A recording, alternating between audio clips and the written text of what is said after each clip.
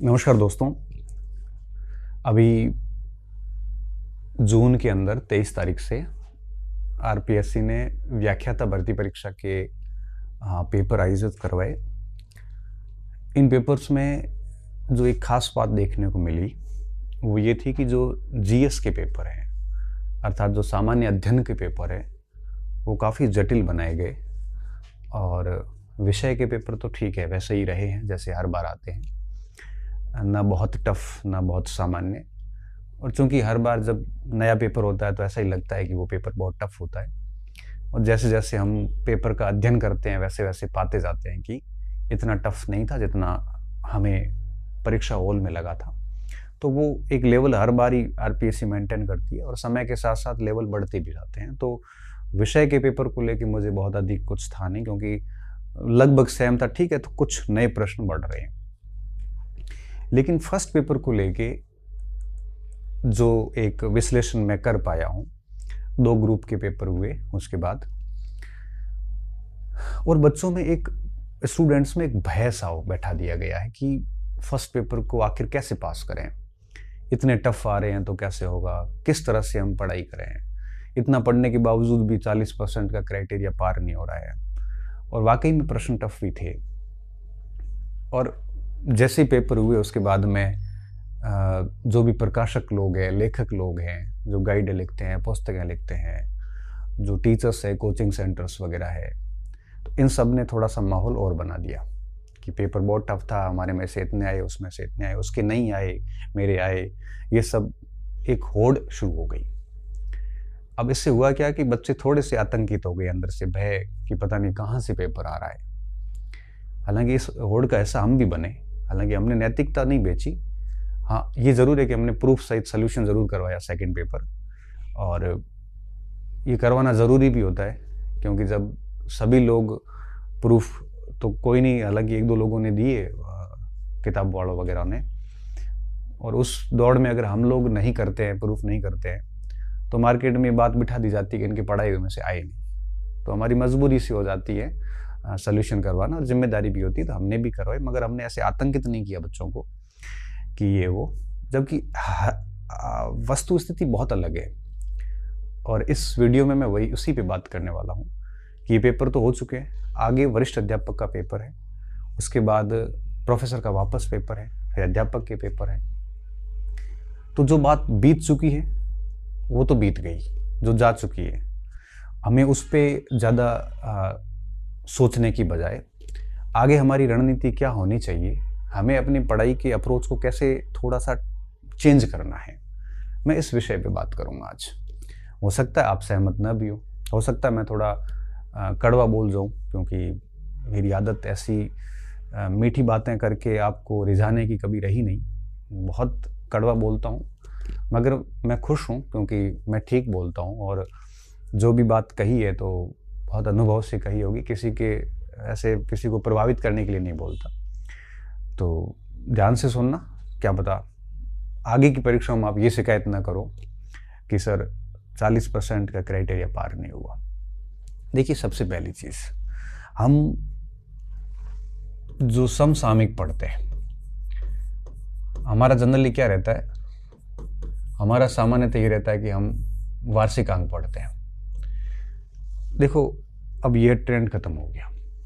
अगर आप वार्षिक अंक के भरोसे जाओगे तो कुछ भी नहीं होना, क्योंकि वार्षिक अंक को हम छोटा सा छोटा करने की कोशिश करते हैं। अब वार्षिक अंक के भरोसे काम नहीं चलेगा। लास्ट में 6 महीने का एक वार्षिक अंक ला के आज 15-20 तुम दे देते हो, इससे 2-4 घटनाएं कवर होगी। फर्स्ट ग्रेड के अंदर आप देख लो कि जो समसामयिक का भाग था ये वाकई में बेहद टफ था, और एक वार्षिक अंक, किसी भी वार्षिक अंक से, राजस्थान के किसी भी, इंक्लूडिंग मी ऑल्सो, मैंने भी एक वार्षिक अंक जारी किया था, लास्ट में टेलीग्राम पे अपलोड किया था। 3 या 4 से अधिक प्रश्न कहीं से भी नहीं आए, और मैंने सारे देखे, मार्केट में जो जो किताबें थी, उत्तर नहीं निकल रहा है। और किसी के अगर आए हैं तो उसके आए जिन्होंने नियमित क्लासेस ली थी या नियमित कोई मैगजीन्स देते हैं, तो वो अलग इश्यू है। वार्षिक अंक से प्रश्न नहीं थे। तो अब आरपीएससी ये चाहती है कि आप वार्षिक अंक पढ़ें, उसकी बजाय, पढ़ने की बजाय आपको क्या करना है, आप नियमित करंट पढ़ें। आरपीएससी ये कह रही है नियमित का मतलब ये हुआ कि आप भले सप्ताह में एक दिन ही करंट पढ़ें, मगर 6 दिन का करंट पढ़ें आप।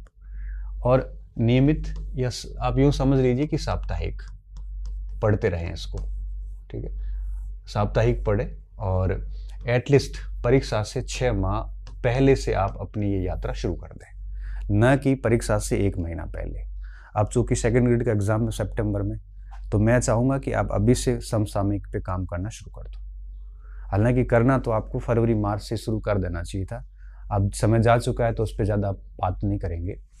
अगर आप अब आरपीएससी का जो समसामयिक पोर्शन आ रहा है ये मोस्टली 2 या 3 महीने का ही आ रहा है, तो हमें एटलीस्ट 6 महीने का नियमित रूप से पढ़ लेना चाहिए।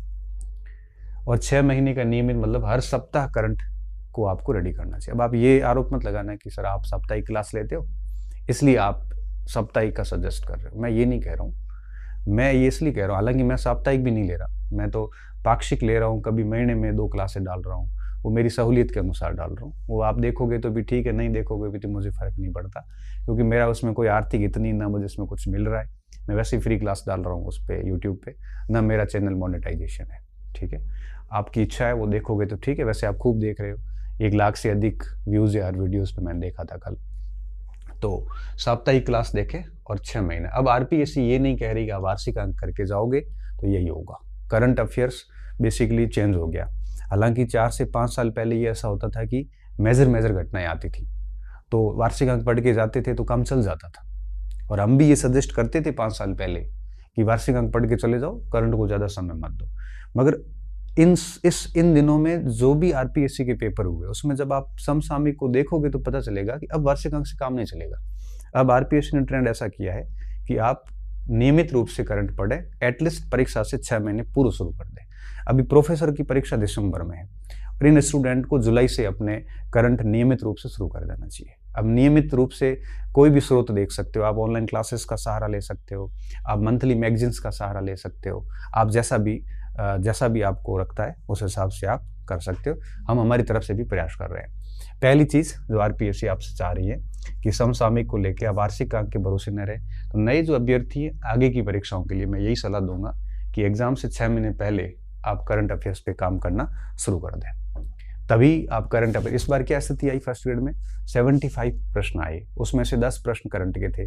तो आप सोचो कि 2-3 हो रहे, 8-7-8 तो अटेंड करने की स्थिति में भी स्टूडेंट नहीं था। तो 75 में से 10 गणित के छोड़ दिए, 10 इसके छोड़ दिए, पीछे 55 ही प्रश्न बचे।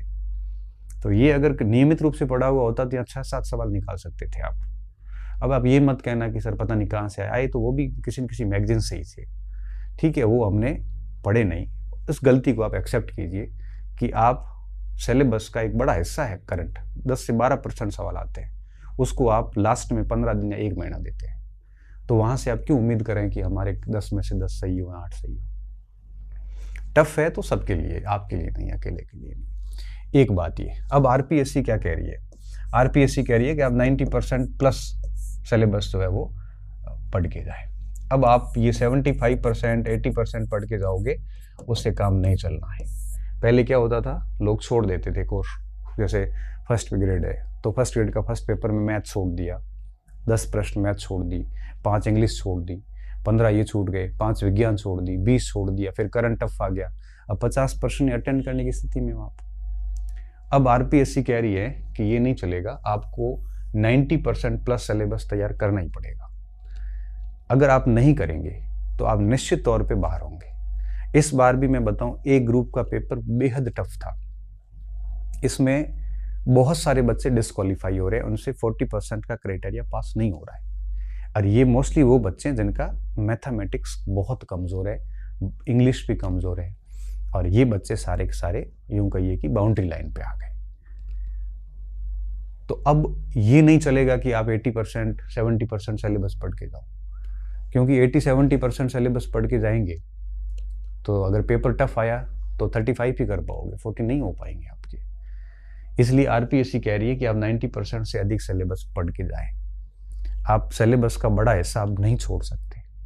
अगर अब आप ये कहोगे कि सर हमारी गणित नहीं आती तो तैयार करिए आप, अगर नहीं करोगे तो उसका लॉस डेफिनेटली होगा।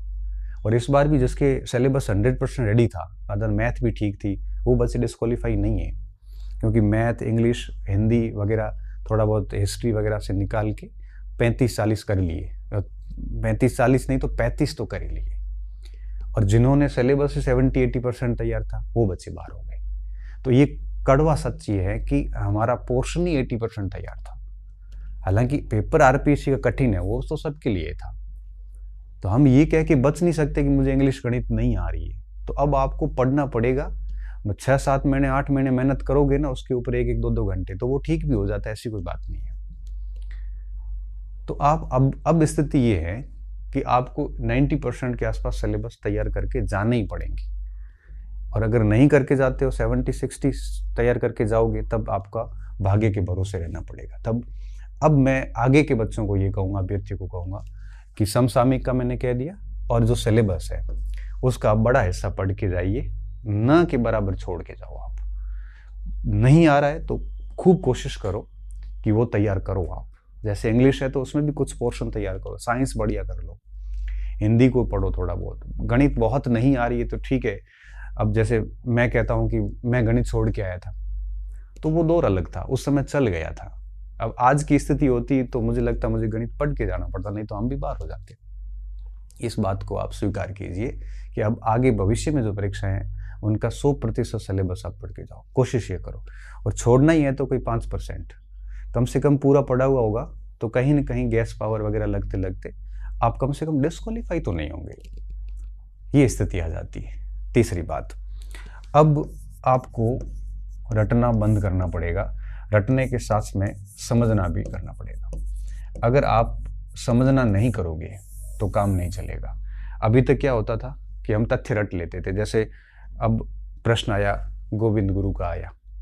अब गोविंद गुरु का प्रश्न आपने देखा, हम क्या पढ़ के जाते हैं कि संत सभा की स्थापना, भगत आंदोलन, सुरजी भगत, जोरजी भगत, गेब पालिया, बंजारा परिवार, राजगिरी का मठ, और ये सब चीजें हमने देख ली।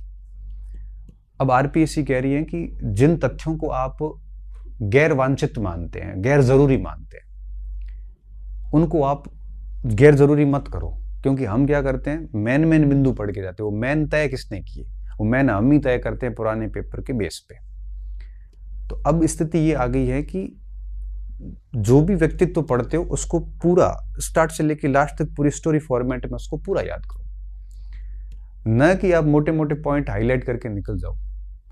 अगर ऐसे हाईलाइट करके निकलोगे तो आपको पता नहीं चलेगा कि गोविंद गुरु जो थे वो असहयोग आंदोलन में थे कि नहीं थे। आपको पता नहीं चलेगा कि गोविंद गुरु ने अपना अंतिम समय कंबोई में गुजारा।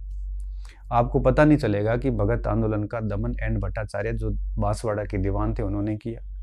क्योंकि ये पूरी प्रोसेस समझनी पड़ेगी। अब आप 4 फैक्ट मोस्ट रट के जाओगे तो प्रश्न के उत्तर आपसे नहीं होंगे। आप कहते हो ना कि कंटेंट चेंज कर देते हैं, कंटेंट चेंज करने से काम नहीं चलेगा। देखो, आवश्यकता किस बात की है, आवश्यकता इस बात की है कि हमारे को पढ़ने की अप्रोच बदलनी है।